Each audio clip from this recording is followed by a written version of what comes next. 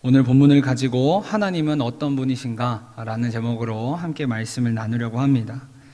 우리는 지난 시간 요나의 말씀을 가지고 우리의 정체성에 대해서 살펴보았습니다. 요나가 잘못을 깨닫고 다시금 하나님의 사명자로 돌아올 수 있도록 하나님께서는 요나에게 기회를 주시고자 제비뽑기를 통해서 일하셨습니다. 그리고 이방 선원들을 통해 요나에게 하나님의 사명을 불어넣으시고자 하나님께서는 일하셨습니다. 그런데 요나는 하나님의 부르심보다 당시 자신의 마음, 자신의 감정을 더 중요하게 생각하는 모습을 하나님께 보였습니다. 그래서 하나님 앞에서 진솔한 회개가 아니라 입술로만 자신의 잘못을 뉘우치는 듯한 그 모습을 하나님 앞에 보였습니다. 그래서 하나님께서는 다시 한번 오늘 말씀을 통해 요나가 사람들 가운데 중심에 법정에 세운 것처럼 사람들 가운데 세우셨고 그를 극한의 상황까지 몰아가셨습니다. 아마 당시 요나의 마음 안에는 자신이 지금 어느 정도 잘못을 뉘우치고 잘못을 시인했으니까 사람들 앞에 말하기 힘든 적나라하고 그리고 가장 중요한 부분은 슬쩍 넘어가도 되겠지라는 마음이 있었을 수도 있습니다. 하지만 하나님께서는 반드시 그 부분에 대해서 묻고 대가를 치르길 원하셨습니다.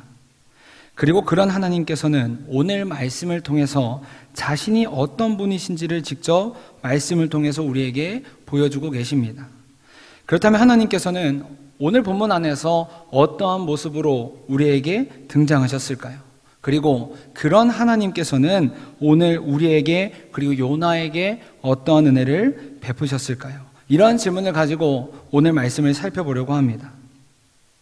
먼저 성경은 회개를 하지 않는 요나를 끝까지 사랑하시는 하나님의 모습을 보여주고 있습니다. 하나님께서는 처음부터 끝까지 요나에게 원하셨던 것이 있는데 그것이 바로 진정한 회개였습니다. 여러분, 진정한 회개란 우리가 입술의 고백으로 시작해서 우리의 삶의 변화를 직접 보여주는 것입니다. 다시 말해서 내가 이쪽 방향을 걷고 있었다면 180도 돌아서 반대쪽 방향으로 걸어가는 것이 진정한 회개라는 것입니다. 그런데 요나는 지금 계속해서 하나님 앞에서 자신의 감정과 자존심만을 내세우고 있다라는 것입니다. 그래서 그는 하나님 앞에서 회개하고 용서를 구하기보다는 하나님 앞에서 침묵을 선택했습니다. 그래서 하나님께서는 바다를 점점 흉흉하게 만드셨습니다. 오늘 본문 11절을 보면 바다가 점점 흉흉해졌다라는 말로 시작하고 있습니다. 만약 앞서서 요나가 말했던 그 요나의 고백이 요나 마음 가운데 정말 진실한 고백이었고 진정한 회개였다면 하나님께서는 그동안 요나를 깨닫게 하시고자 그 사용했던 자연환경 그 바다라는 도구를 잠잠하게 만드셨을 것이었습니다. 하지만 바다가 점점 흉흉해졌다라는 말은 아직 요나 가운데 요나에게 그 중심에 해결해야 할 본질적인 문제가 남아 있었다라는 것을 뜻하는 것입니다. 이와 마찬가지로 우리 역시 세상 가운데 살아갈 때 우리의 상황이 점점 더 흉흉하게 되어진다면 반드시 우리는 하나님 앞에서 우리의 모습을 점검해야만 합니다.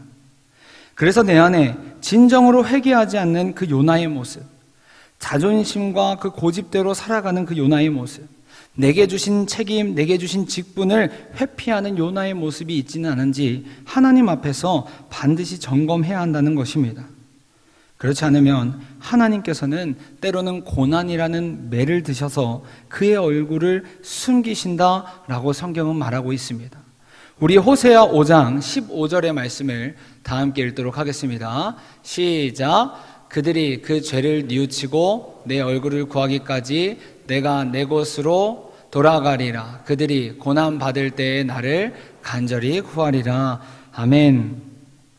미국의 최초의 선교사이자 미얀마 선교의 기초를 놓은 것으로 알려진 아도니람 저드슨 선교사님의 일화입니다. 그는 어릴 적에 목사의 가정에서 태어나서 자랐습니다. 그런데 대학 시절에 친하게 지낸 친구가 무신론자였습니다. 그런데 그 친구가 지내는 것이 매우 즐겁고 행복하자 그 친구랑 이런저런 얘기하면서 그동안 자신 안에 있었던 신앙에 대한 고민들, 신앙에 대한 회의감들, 신앙에 대한 질문들을 그 친구와 이야기를 나누기 시작했습니다. 그리고 그 친구와 이야기를 나누면서 자신에 대한 신앙을 저버리게 됐습니다. 그래서 이후에 그는 더 이상 교회에 나가지도 않았고 신앙생활을 하지 않았으며 그저 자신이 하고 싶은 대로 하고자 친구와 여행을 어느 날 떠나기로 결심했다고 합니다. 그러다 어느 날 그가 때로는 존경하고 부러워하기도 하는 정말 친한 친구와 여행을 갔다고 합니다. 그렇게 여행을 하던 중에 시간을 보내고 어느덧 밤이 되어서 숙소에 들어가게 되었고 그와 친구는 같이 방을 쓴 것이 아니라 각자의 방으로 들어갔다고 합니다. 그러던 중에 시간이 더욱 흘러서 이제 잠을 청하던 저드슨의 귓가에 누군가 고통에 울부짖는 소리가 계속해서 들렸다고 합니다. 그래서 그는 잠에 쉽게 들지 못하고 계속해서 뒤척였습니다. 그런데 문제는 그러한 신음소리가 계속해서 자기의 귓가에 들리다 보니까 그의 마음 가운데 어느 순간 불안함이 생기기 시작한 것입니다. 나도 어느 날 갑자기 저렇게 아프면 어쩌지? 나도 이러다 저렇게 고통에 신음하다가 한순간 죽으면 어쩌지? 이와 같은 불안감이 그의 마음을 휩싸기 시작했고 그는 결국 잠을 지내지 못하고 다음날 아침이 돼서 숙소를 나왔습니다. 그런데 더 큰 문제는 어제 그 고통의 소리를 내던 사람이 바로 자신의 친구였다는 사실을 알게 되었습니다. 그래서 그는 그 충격에 빠지게 되었고 오히려 자신 안에 있던 그 불안함이 더욱 크게 증폭되고 말았습니다. 그리고 자신 안에 있던 그 불안감을 계속 가지고 살았던 그는 그 마음을 없애고자 교회에 나가게 되었고 그 순간 하나님의 놀라운 평안이 자신을 감싸는 것을 경험하게 되었다라고 말했습니다. 그래서 그는 그때부터 나에게 찾아온 이 하나님의 평안과 하나님의 그 자유함, 하나님의 기쁨을 전하며 살겠다고 하나님 앞에 서원하고 다짐하며 선교사의 길을 걸어갔다고 합니다. 사랑하는 여러분, 하나님을 떠난 사람에게는 결코 참된 평안이 없습니다. 아무리 나에게 좋아 보이고 아무리 내가 본 길이 옳게 보여도 하나님의 뜻과 길이 아니면 그곳에는 결코 하나님께서 주시는 평안이 없다라는 것입니다. 따라서 우리는 날마다 하나님께로 나아와서 하나님께서 주시는 절대적인 평안을 경험해야만 합니다. 바라기는 우리 모두가 하나님께서 주시는 그 절대적인 평안을 세상 가운데 뺏기지 않길 간절히 바랍니다. 하나님께서는 이와 같이 처음부터 요나가 하나님께로 나아오길 원하셨습니다. 그래서 잠자는 요나에게 선장의 입을 통해서 어찌함이냐 요나서 1장 6절을 통해서 말씀하셨고 그래도 깨닫지 못하는 요나에게 선원들을 향해서 어찌하여 라는 탄식함을 들려주셨습니다. 그리고 오늘 본문 11절을 통해서 하나님께서는 내가 너를 어떻게 하여야 하겠느냐라고 호소하고 계십니다. 사랑하는 여러분, 우리 하나님은 자기 백성을 무자비하게 때리시거나 모른 척 하시는 분이 아니십니다. 단지 때론 우리에게 주시는 그 매는 사랑하는 자식을 바로 잡아야 하는 그 하나의 방편인 것입니다.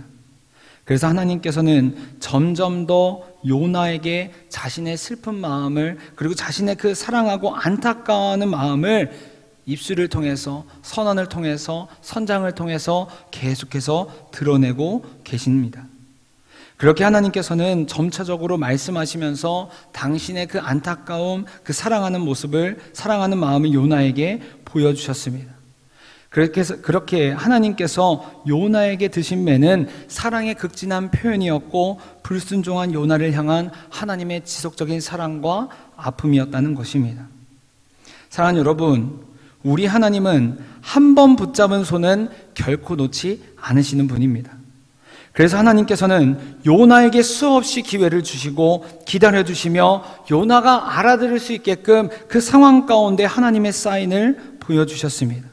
왜냐하면 우리 하나님은 요나와 죄인인 우리를 사랑하는 분이시고 그리고 그런 자녀를 여전히 돌아오기만을 기다리고 바라는 아버지이시기 때문입니다. 그렇다면 사랑하는 여러분, 지금 우리는 그 하나님의 사랑을 매일 경험하고 있습니까? 매일 그 사랑에 대한 우리가 감사와 감격이 우리 안에 있냐는 것입니다.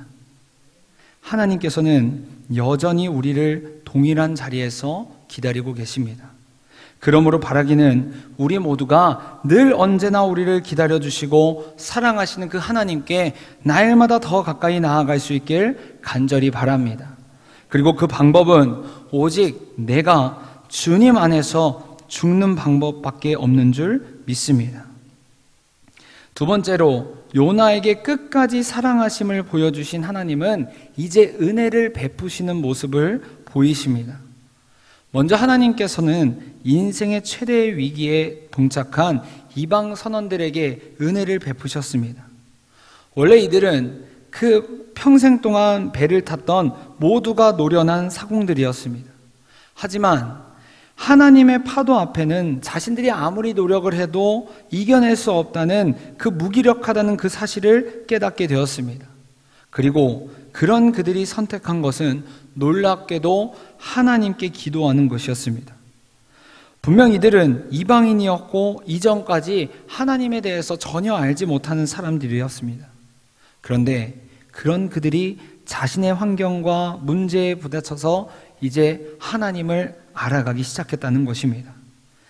사랑하는 여러분, 하나님을 알지 못하는 사람이 자신의 위기와 자신의 환경 앞에 하나님을 알고 하나님을 떠올릴 수 있다는 것은 굉장한 은혜입니다.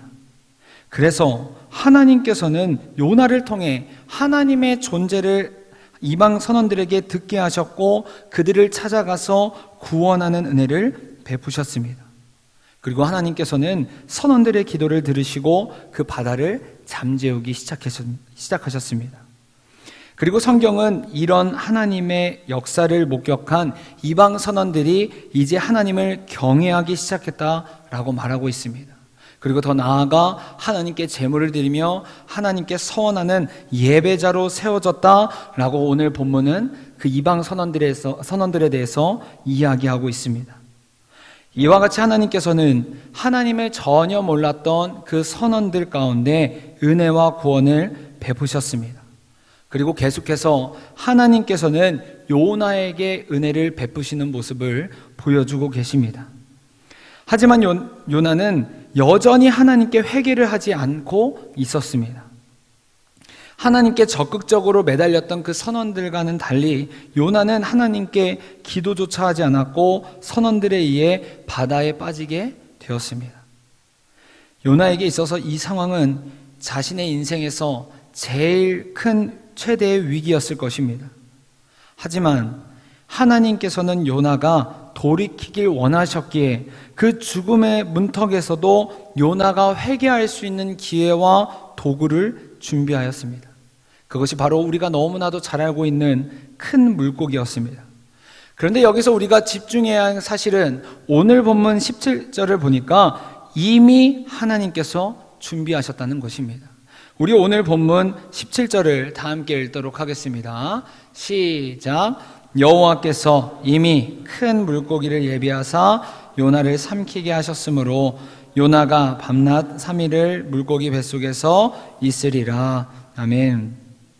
하나님께서는 우연의 존재로 물고기를 지나가게 하신 것이 아니라 요나를 진심으로 사랑하셨기에 이미 은혜를 베푸셨다는 것입니다. 물론 우리의 입장에서는 그 물고기의 뱃속이 너무 답답할 것 같고 고통스러운 장소라고 생각이 될 수 있지만 요나에게 있어서 그것은 분명히 하나님의 은혜였습니다. 왜냐하면 하나님께서는 한 사람이 훈련되어지고 다듬어지기 전에는 그 사람을 사용하지 않으시기 때문입니다. 그래서 하나님께서 요나가 그곳에서 다듬어지고 훈련되어서 하나님의 사람으로서 하나님의 사명자로서 쓰임받길 원하셨습니다. 그리고 성경은 그곳에서 요나가 3일간 머물렀다라고 말하고 있습니다. 또한 이후에 등장하는 요나의 말씀처럼 이곳에서 요나는 자신의 잘못을 진정으로 회개하고 하나님께 기도하는 모습을 보이고 있습니다. 이처럼 고집불통이었던 요나를 하나님께서 물고기 뱃속이라는 곳을 통해서 그 고집을 꺾으시고 순종할 수 있도록 만들어 가셨습니다. 사랑하는 여러분, 우리는 때론 인생의 끝인 것 같은 그 느껴지는 그 위기를 경험하는 순간이 종종 찾아옵니다.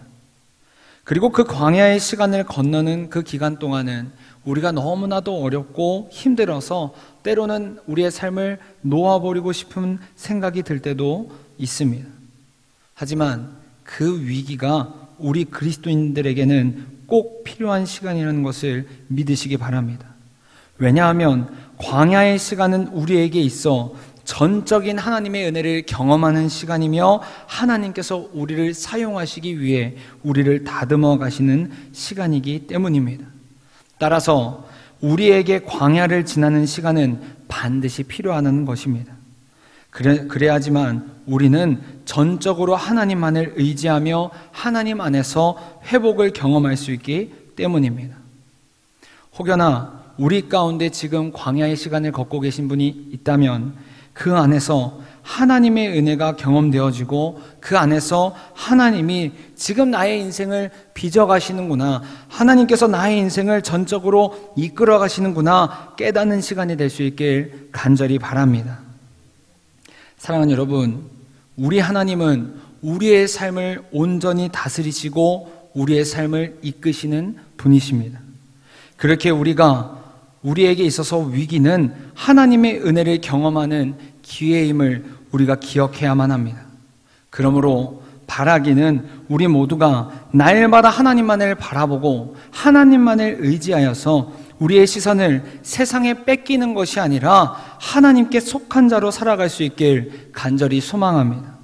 그래서 하나님께서 우리에게 이미 예비하신 그 은혜를 우리가 경험하고 고백하며 증거할 수 있길 간절히 소망합니다. 그리하여 우리 모두가 세상 가운데 빛의 자녀들로 살아가 나를 통해 또 다른 영혼들이 살아나고 또 다른 영혼들이 세워지는 그 역사가 넘쳐나고 그 고백이 넘쳐날 수 있길 간절히 소망합니다.